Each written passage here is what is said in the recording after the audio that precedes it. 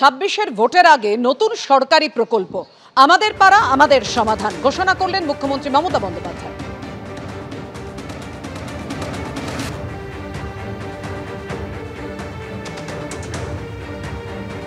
এবারে আমরা একটা প্রোগ্রাম নিচ্ছি, যেটা আমার চিফ সেক্রেটারি, আমি এবং ডিজি পুলিশ আছেন। এই প্রোগ্রামটার নাম হবে আমাদের পাড়া আমাদের সমাধান। মাননীয় প্রধানমন্ত্রীজি বারবার বলেছেন আত্মনির্ভরশীলতার কথা, কিন্তু কার্যক্ষেত্রে কিছু হয়নি। করতে হয় টোটালটাই স্টেটকে।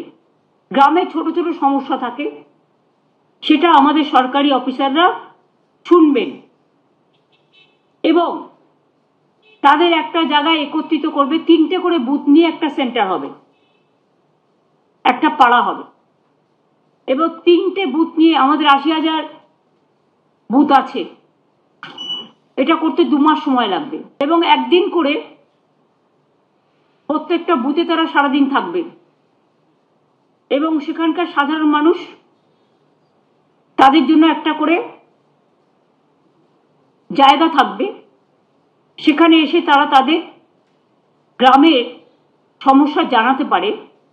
এটা গ্রামের সমস্যা এবং সেক্ষেত্রে আলোচনা করে সরকারি অফিসাররা ঠিক করবেন কতটুকু আমরা করতে পারি অনলাইন পোর্টালের মাধ্যমে।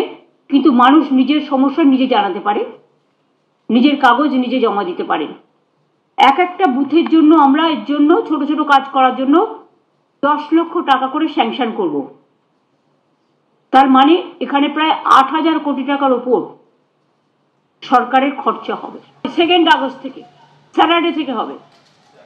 অর্থাৎ আমাদের পাড়া আমাদের সমাধান এই নতুন যে সরকারি প্রকল্প, তাতে 8,000 কোটি টাকা বরাদ্দ করলো রাজ্য সরকার।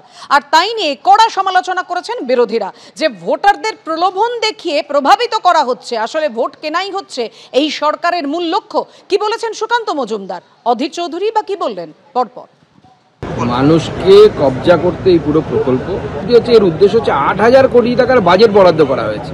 অর্থাৎ পার বুথে 10 লক্ষ টাকা করে তৃণমূল কংগ্রেস খরচ করবে। যদি আমরা সহজ ম্যাথামেটিক্যাল হিসেব করি, তো 10 লক্ষ টাকা করে পার বুথে করার ক্ষমতা কি তৃণমূল কংগ্রেসের আছে বা তৃণমূল কংগ্রেসের সরকারের আছে?